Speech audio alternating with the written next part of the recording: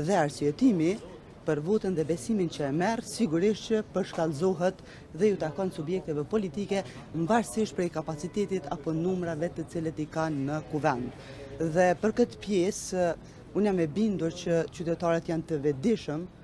dhe e kuptojnë drejt dhe për te i saj unë jam e bindur që edhe ata qytetarë të Republikës Kosovës të cilët nuk e kanë ditë sakt se si qëndron situata me subjektet politike në Kosovë, tani më për këta muaj janë në gjendje ta kuptojnë drejt dhe sakt se cila është situata. Subjektet politike në Republikën e Kosovës, duke filluar nga subjekti politik që ka dalë i pari në këto zgjedhje të 9 shkurtit, e deri të nisma socialdemokrate që jemi ne dhe që e përfaqësojmë qytetarin e Republikës Kosovës me 3 deputet në Parlamentin e Kosovës, kemi përgjegjësi edhe për ngritjen e çmimeve në Republikën e Kosovës, kemi përgjegjësi edhe për rrymen e cila për çdo ditë është në situata më kaotike të mundshme për Republikën e Kosovës,